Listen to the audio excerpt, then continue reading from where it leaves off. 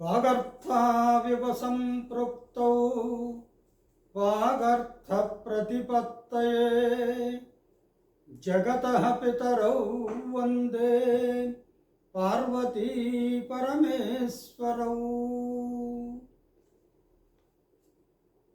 కాళిదాస మహాకవి విరచితమైనటువంటిది రఘువంశ మహాకావ్యం.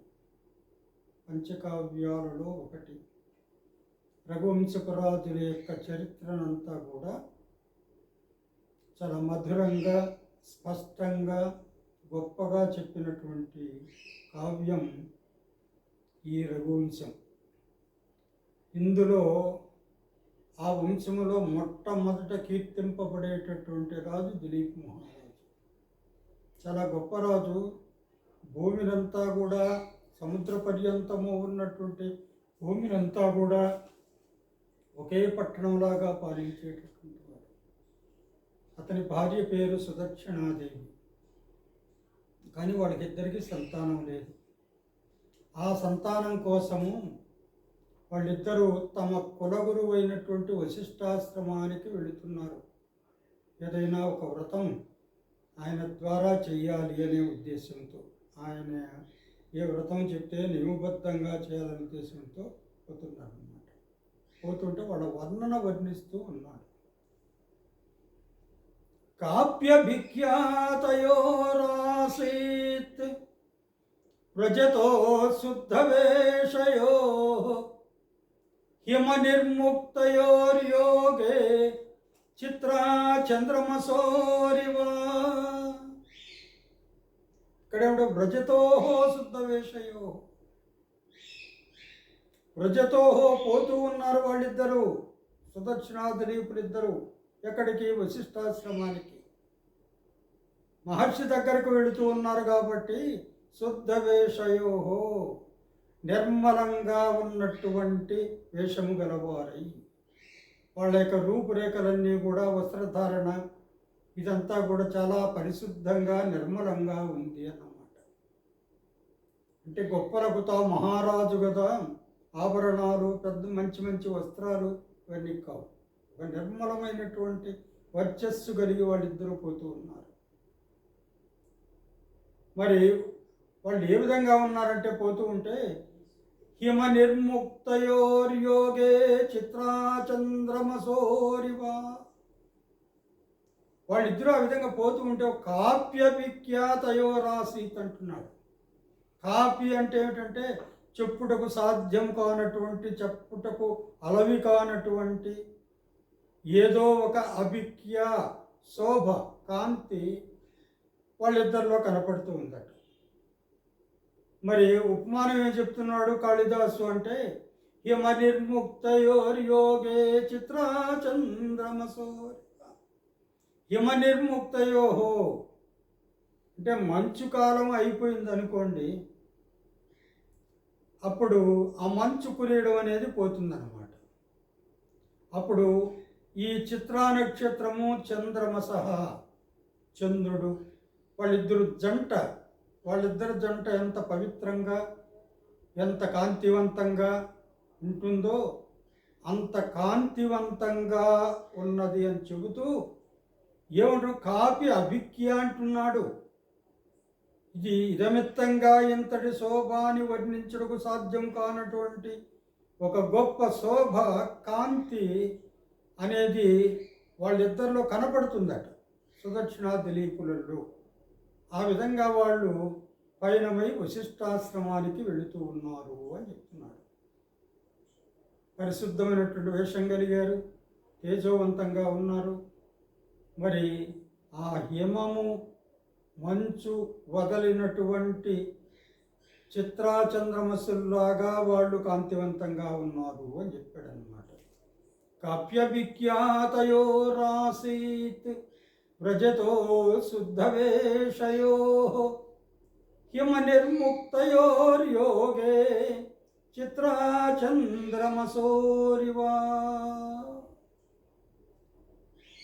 తర్వాత పద్యం. తత్తద్భూమిపతి పత్న్యై దర్శయన్ ప్రియదర్శన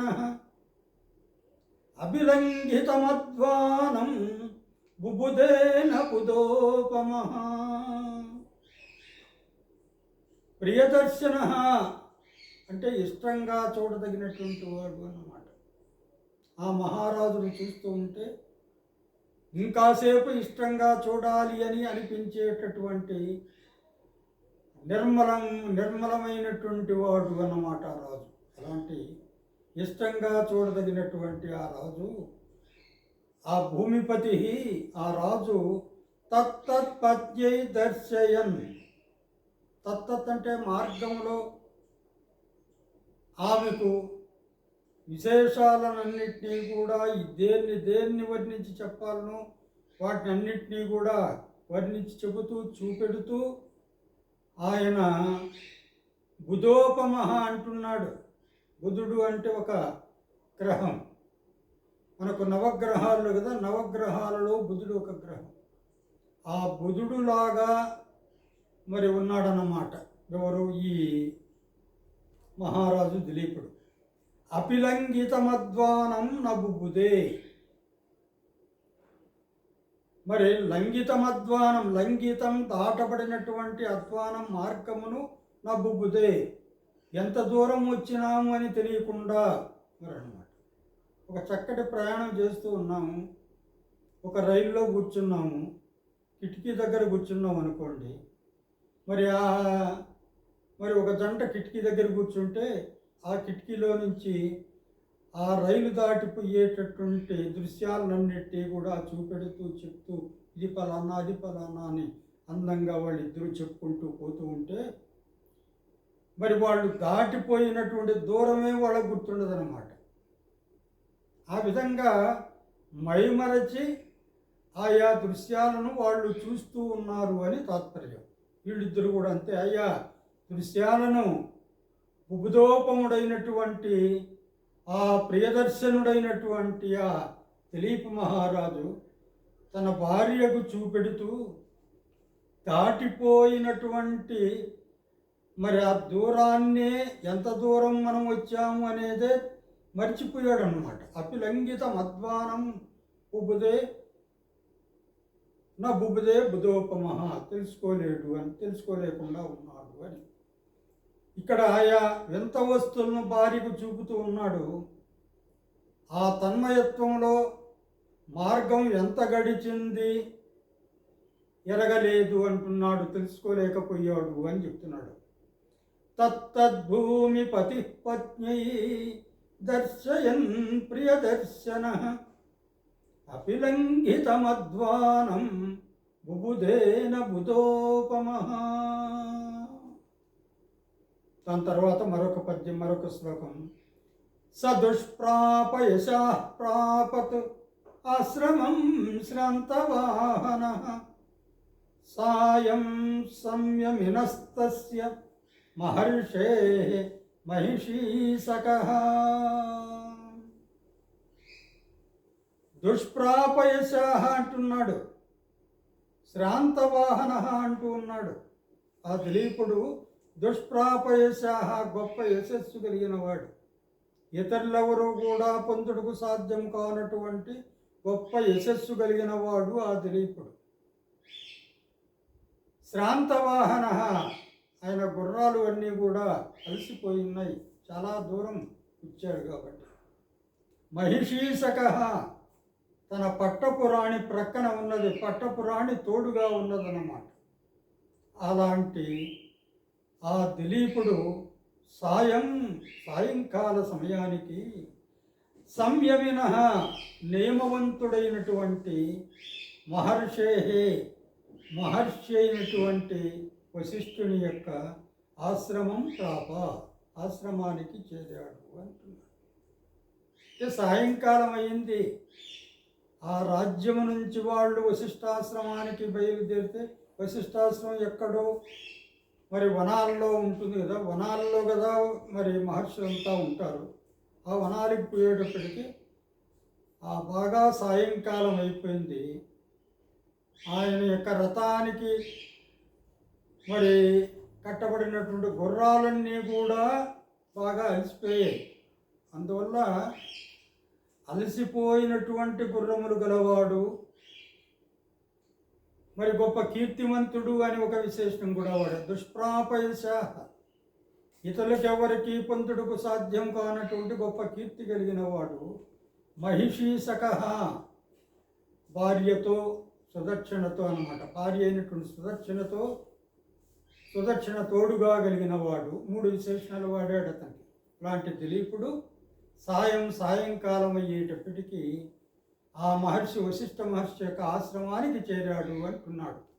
దాని తర్వాత ఆ వశిష్ఠాశ్రమంలో పరిస్థితి ఏ విధంగా ఉందో చెప్తున్నాడు. వనాంతరాదుపావృత్తై సమిత్కుశఫలాహరై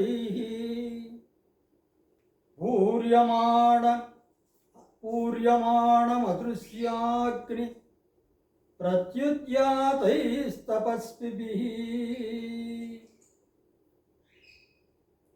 మరి వీళ్ళు ఆ వశిష్ఠాశ్రమానికి పోయేటప్పటికి సాయంకాలం అయింది.